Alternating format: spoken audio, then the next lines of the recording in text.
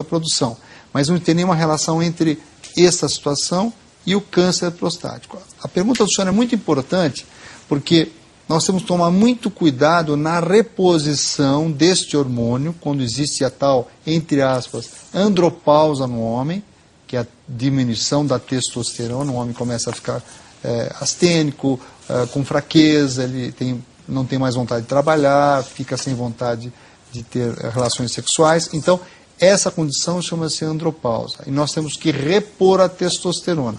Mas nós temos que tomar muito cuidado em homens que tiveram câncer de próstata ou foram tratados, porque a testosterona pode estimular o aumento das células que podem ter ficado lá. Então existe sim um cuidado maior, mas é possível. Hoje já se faz, inclusive em homens que já Doutor, agora vamos para Jundiaí. A dona Maria de Jundiaí, boa noite, dona Maria, acompanhando o programa, que Deus abençoe a senhora. Ela faz uma pergunta nesse sentido, doutor. Sim, o meu marido está com câncer de próstata, mas nós continuamos a ter a intimidade sexual. Eu vou pegar o câncer dele? Pergunta a dona Maria. Dona Maria, a resposta é não. Não existe nenhuma evidência de transmissão dessas células cancerígenas para a senhora, ou para a parceira, para a esposa. Não existe.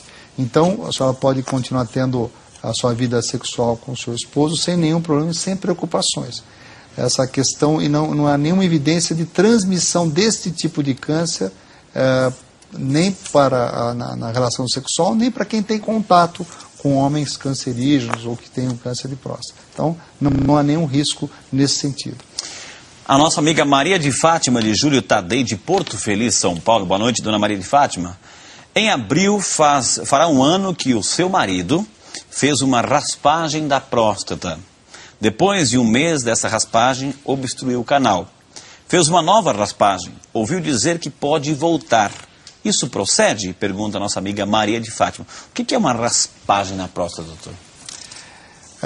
Frei, a raspagem é quando o paciente tem um aumento prostático, é aquilo que eu disse que a próstata cresce e começa a obstruir o canal. Isso é uma condição benigna e alguns homens não respondem a tratamento clínico ou medicamentoso. Aí nós temos que ir lá, entrar com o aparelho na uretra do paciente e fazer uma raspagem, uma ressecção desse excesso. Nós vamos tirando esse excesso com material específico e a luz, o canal volta a abrir. Ocorre, o que deve ter acontecido com esse senhor, é que em algumas situações se faz essa raspagem, mas a uretra em algum outro ponto, a uretra é o canal da urina, né, que fica por dentro do pênis, ela pode sofrer algum processo de estreitamento. Chama-se estenose uretral, o nome científico. Esse estreitamento é que deve estar acontecendo com esse senhor. Então ele fez a raspagem, e aí teve o estreitamento por causa da sonda, da manipulação que houve, o doutor deve ter ido lá, abriu outra vez o canal, e isso fechou. Então ele avisou que pode acontecer, e pode mesmo. Então essa raspagem se faz uma ou duas vezes, mas o que deve estar acontecendo não é mais a questão prostática, e sim o estreitamento causado pela manipulação da uretra, que não é tão infrequente assim. E às vezes precisa fazer várias sessões até estabilizar. Doutor, o seu Manuel, acompanhando o programa Limeira, a gente aproveita e manda um abraço ao seu Manuel. Deus abençoe. Obrigado pela pergunta, seu Manuel. O seu Manuel de Limeira pergunta assim, se câncer de próstata é igual esterilidade. A pergunta é boa do seu Manuel. Não é igual. Um homem com câncer prostático, ele é fértil. O que leva à infertilidade, muitas vezes, é o tratamento para o câncer prostático. A cirurgia, quando se extirpa completamente a próstata, os homens ficam estéreis. Quando se faz radioterapia, quando se irradia a próstata por efeitos da radioterapia, o homem pode ficar estéril. Então, o tratamento, hormônio, quando o homem precisa tomar um bloqueador da produção da testosterona, pode ser a tal ponto isso que existe uma diminuição muito forte da produção de espermatozoide e o homem ficar infértil. Então, o câncer em si não leva à infertilidade, mas é uma consequência, muitas vezes, do tratamento do câncer. Doutor, aqui toda a nossa equipe está participando também, aqui estão chegando perguntas da nossa própria produção, interessada no tema aqui também. Eu vou traduzir a pergunta do Ferreirinha, que está lá no Master. Quais os sintomas, né, de um câncer de próstata? Dificuldade de urinar, dificuldade de evacuar no banheiro? Quais são os sintomas que o homem tem que prestar atenção, doutor? Ou pode ser alarmes falsos também, né? A coisa é um pouco complicada, Frei, porque todos os sintomas que eu vou citar agora, eles não têm a ver com o câncer, têm a ver com o aumento da próstata. O que aumenta a próstata é o tumor benigno e o câncer, que é o tumor maligno. Então, o indivíduo que tiver, por exemplo, e nós dividimos os sintomas em dois grandes grupos. Os sintomas que são irritativos e os sintomas que são obstrutivos. Quando a próstata cresce, existe uma tendência do homem ir urinar mais, ele vai mais ao banheiro, o jato fica fino, ele faz força para urinar e às vezes não consegue. Às vezes ele tem uma retenção urinária, para o canal, fecha o canal e a bexiga começa a encher de urina e ele não consegue esvaziar. Esses são os sintomas obstrutivos. Existem os sintomas irritativos. O indivíduo está, por exemplo, parado, ele está chegando no banheiro, sente uma vontade muito forte. Se ele não for correndo ao banheiro, ele perde urina na roupa. Isso chama-se urgência miccional e é um sintoma irritativo. Dor para urinar. O indivíduo começa a ter um ardor no canal, sintoma irritativo.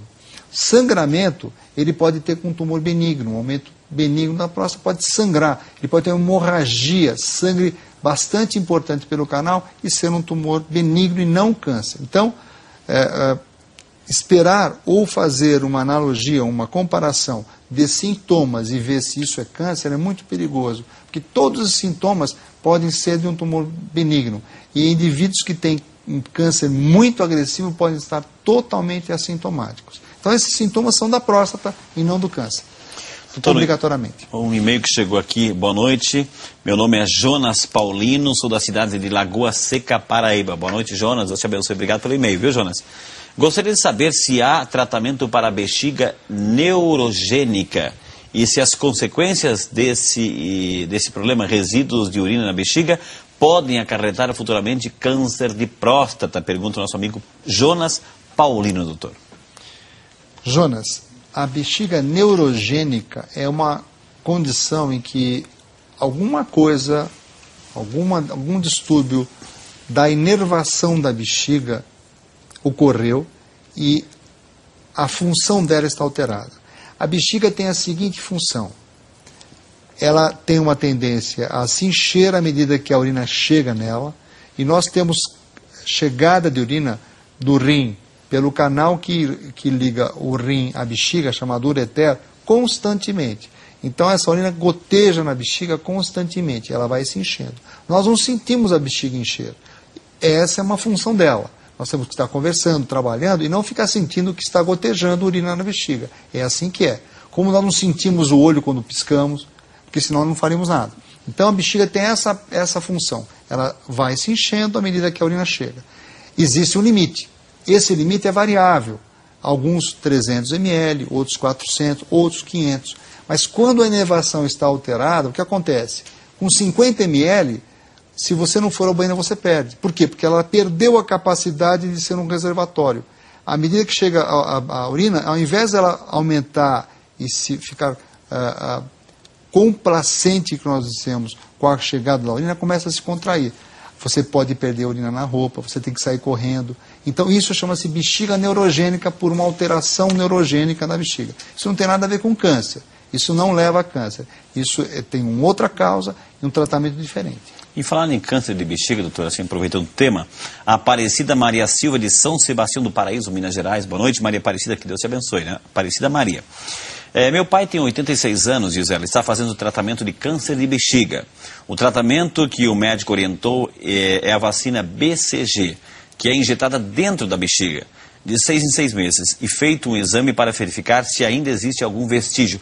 Gostaria de saber se esse tratamento está correto, pergunta a Aparecida Maria Silva de São Sebastião do Paraíso, Minas Gerais. Frei, a Aparecida me dá uma oportunidade de falar um pouco sobre câncer de bexiga, que é o quarto mais frequente no ser humano. Ele só perde para o tumor de pulmão, melanoma, os tumores de pele, próstata, depois ele empata com os tumores de cólon, pouco abaixo do tumor. Então é muito frequente o tumor de bexiga também, pouco mais frequente no homem do que na mulher. A causa, fumo, muitos homens que fumam muito podem ter câncer de bexiga, tem uma relação com produtos químicos, pessoas que trabalham com fertilizantes, pessoas que trabalham com tinturas.